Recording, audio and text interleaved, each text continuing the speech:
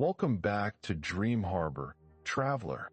Tonight, I would like to tell you a story called The Lantern Evenings of the Riverside Courtyard. Long before the first stars appeared each winter evening, small lanterns began to glow behind quiet windows overlooking a broad, gentle river. Their warm light drifted across the still water, where it shimmered like soft ribbons of gold, and everyone who passed through the old courtyard knew another lantern evening had begun. I have always been fond of this story. Come with me for a little while, and let us walk there together. The Riverside Courtyard rested where three cobbled lanes met before opening toward the calm water. At its center stood an old stone well, no longer used for drawing water, but lovingly decorated with evergreen branches each winter. Around it grew smooth benches worn by many generations, and from every side gentle homes watched over the square with windows that seemed almost eager to welcome the evening. No one remembered exactly when the tradition had begun. Some believed it started after a particularly long winter many years ago. Others quietly smiled and said traditions often arrived the way snowflakes did, one at a time, until suddenly the whole world was covered. Each home owned a lantern, not grand lanterns, nor precious ones. Some were polished brass, some were carved wood. Others had simple glass carefully repaired more than once over the years. Every lantern carried tiny signs of its family's hands. Small scratches, softly faded paint, a handle smoothed by countless winters. Every afternoon, as daylight slowly leaned toward evening, gentle preparations unfolded throughout the village. Windows were cleaned until they welcomed every remaining ray of sunlight. Wicks were trimmed. Fresh oil was poured with patient care. Children gathered little bundles of evergreen and tied them with quiet ribbons. Older neighbors polished lantern glass with soft cloths that smelled faintly of lavender. Nothing happened quickly. There was no need. Winter itself moved slowly enough to remind everyone that some beautiful things could never be hurried. The river seemed to understand. Its current continued its peaceful conversation with the banks, carrying reflections instead of worries. Small ducks drifted near the reeds. A white heron sometimes visited the shallows before dusk, standing so perfectly still that even the wind appeared to lower its voice. When the first chimney smoke curled gently into the pale sky, everyone knew the hour was approaching. Not announced by bells, not measured by clocks, only felt. There lived among the homes an elderly woman named Mira, though most people simply called her Aunt Mira, whether they were related to her or not. She had looked after lanterns for longer than anyone could remember, not because someone had asked her to. She simply enjoyed helping light travel from one evening into the next. Each year she walked through the courtyard carrying a small basket filled with spare wicks, tiny bottles of lamp oil, soft cloths, and a few polished matches tucked safely inside a wooden case. Whenever she noticed someone's lantern needed a little attention, she quietly smiled. "May I?" No one ever refused. Together they adjusted a hinge, straightened a handle, polished a pane. The lantern seemed grateful for such gentle hands. Visitors often wondered whether the celebration marked an important anniversary. The villagers would smile kindly. "No," they would answer. "It is simply lantern evening." That explanation was always enough, because not every beautiful tradition needed a reason larger than itself. Some existed because they made winter gentler. As twilight slowly deepened, every family carried its lantern to the front window. No lantern was brighter than another. No window competed. The beauty lived in togetherness. One light beside another, then another still, until every lane seemed quietly stitched together by warm golden squares. Across the river, travelers sometimes paused on the little stone bridge.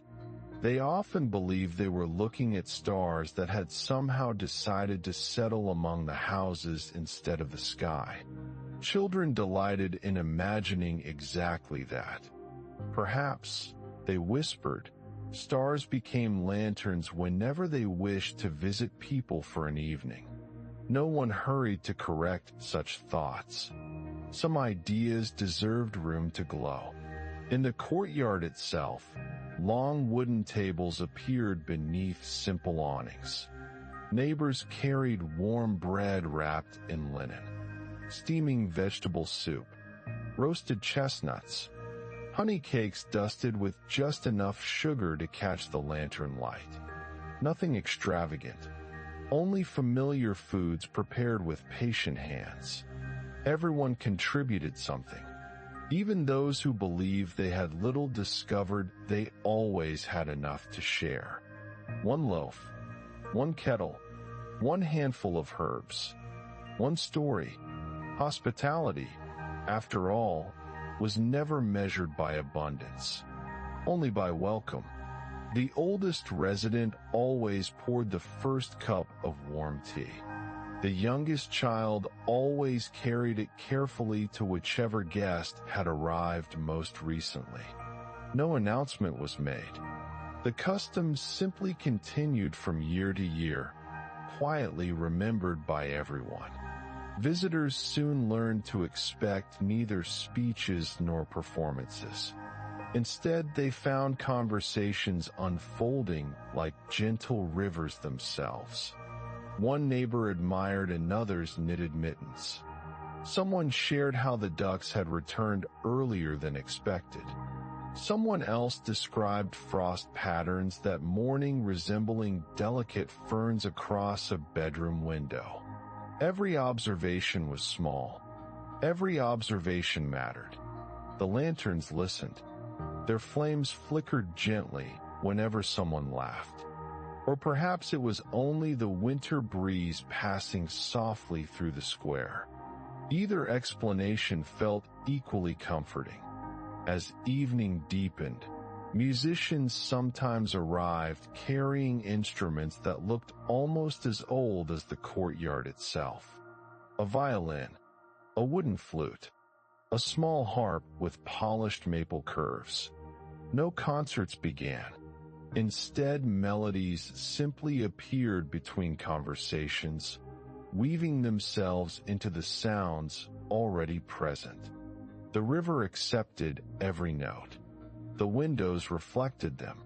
The lanterns seemed somehow brighter for hearing them. People listened without stopping what they were doing. Someone continued pouring tea. Someone folded another blanket around a guest's shoulders. Someone quietly fed crumbs to waiting birds. Music became another lantern. Not seen, simply shared. There was a baker whose ovens always cooled early on lantern evenings. He believed bread should finish its work before people gathered. His final loaves rested beneath clean cloths, still carrying gentle warmth into the square. Children loved guessing which loaf would disappear first. The round rye, the soft white, the little rolls sprinkled with herbs. Each year the guesses changed. Each year everyone smiled. There was never a prize. Only another piece of bread offered around the table. Nearby lived a woman who collected stories rather than books. Whenever newcomers visited, she asked only one question. What place feels most peaceful to you? People answered differently every time. A quiet hill, a fishing boat, an orchard, a snowy path, a shaded porch. She remembered every answer. Years later, she might gently ask, "Does that place still visit your thoughts?" People often looked surprised, then grateful. To be remembered so carefully was itself a kind of hospitality. As winter settled more deeply across the weeks, the lantern evenings continued without growing larger. They simply became more familiar. The river froze only along its edges. Thin silver patterns reached outward each morning before melting again beneath pale sunlight. Lantern reflections stretched longer across darker evenings. The scent of cedar became easier to notice. Footsteps softened beneath fresh snow. Everything slowed together. Some evenings, snowflakes drifted through the lantern glow. Each flake appeared for only a heartbeat before disappearing into the quiet night. Children tried catching them on knitted mittens. Grandparents watched from nearby benches wrapped in warm blankets. No one minded whether snow was caught or missed. Watching was enough. One winter, a traveler arrived carrying no lantern at all. Their journey had been long. Their hands were cold. They paused at the edge of the courtyard, uncertain whether they belonged. Before they could wonder for very long, 3 different neighbors waved them closer. Another unfolded an empty chair. Someone else placed warm soup into waiting hands. A child disappeared for only a moment before returning with a small lantern borrowed from home.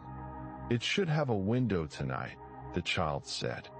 The traveler smiled so quietly that almost no one noticed. Except everyone did. The borrowed lantern glowed beside every other lantern until the evening gently ended. The next winter, the traveler returned. This time carrying a lantern carefully repaired from old brass and clear glass. Its flame looked no different from any other. That was precisely why it felt so beautiful. Years passed with the same graceful rhythm. Some familiar faces grew older. Young children became patient adults who now polished lanterns with practiced hands. Tiny infants once wrapped in blankets eventually carried tea to newcomers with careful smiles. The tradition continued not because anyone insisted. It continued because each generation discovered for themselves how comforting light could be when shared. Even the courtyard changed gently. One bench was replaced after many faithful years. A climbing vine found new stones to embrace. The old well gathered another ring of moss. The river quietly shaped its banks a little differently each season. Nothing remained exactly the same, yet everything remained wonderfully familiar.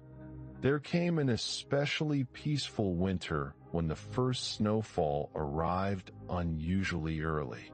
The entire courtyard awakened beneath soft white blankets. Lantern light reflected from snow until every path seemed brighter than before. Even shadows looked gentle. Neighbors walked more slowly that year, perhaps because snow asked for softer footsteps. Perhaps because winter had reminded everyone how lovely quiet could be. The musicians played even more softly. The baker wrapped bread in thicker cloth. Tea steamed into crisp evening air before disappearing like tiny clouds. The ducks tucked themselves beneath sheltered reeds. The herons stood watching gentle currents beneath thin ice. Everything belonged. Everything rested together. As you sit with us now, traveler, perhaps you notice how little has happened, and yet how much has been shared. No great adventure crossed the river. No urgent news arrived. No mystery demanded solving.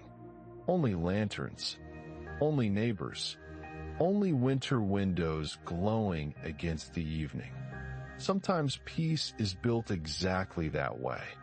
One familiar kindness beside another, until an ordinary evening quietly becomes unforgettable.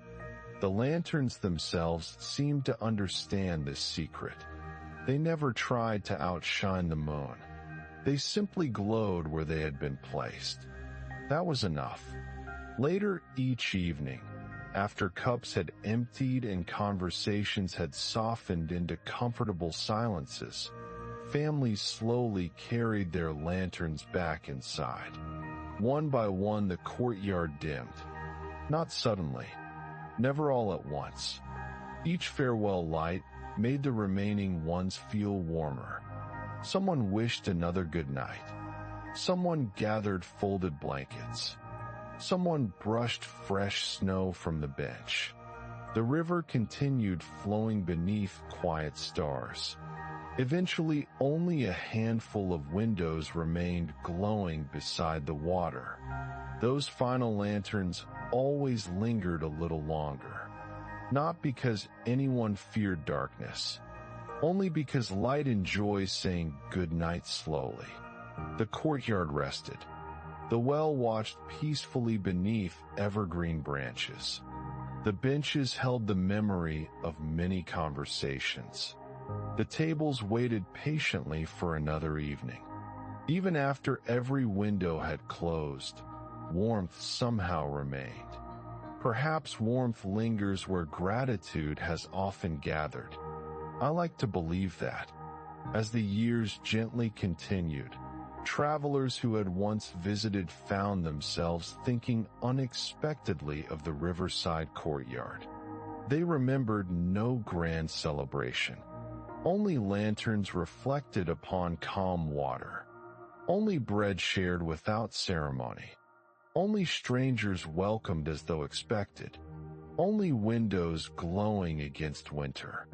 The memory settled softly inside them like a familiar blanket unfolded on a cold evening. Some carried that memory into distant towns.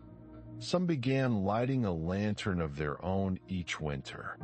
Not because anyone instructed them, because comfort naturally wishes to be shared. And traditions, like gentle rivers, often travel farther than anyone notices. Now the courtyard grows quieter still. The benches are empty.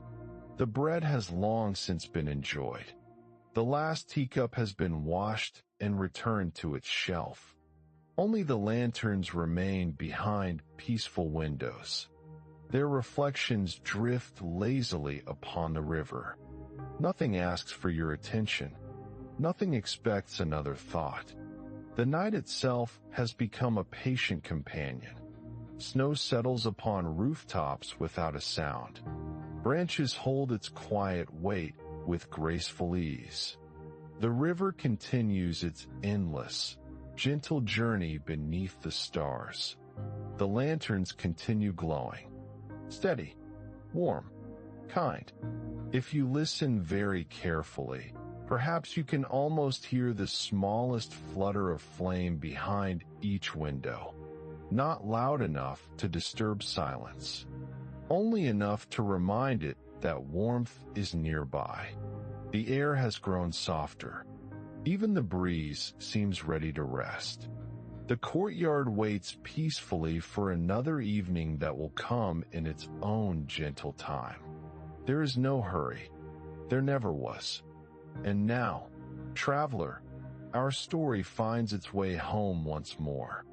Beyond the quiet river, beyond the lantern-lit windows, beyond the peaceful courtyard.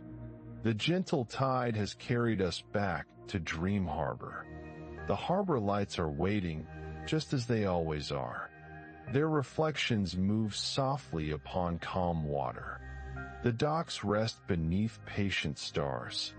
I remain here, as I always have, keeping the lantern beside the harbor burning for every traveler who arrives between waking and dreaming. Perhaps by morning the Riverside Courtyard will have slipped gently from your memory. Perhaps only the feeling of warm windows and kind light will remain. That is enough. DreamHarbour will remember the story for you. It always does. So let the harbor grow quiet around you. Let the tide breathe its slow rhythm. Let your thoughts become as gentle as lantern light resting upon still water.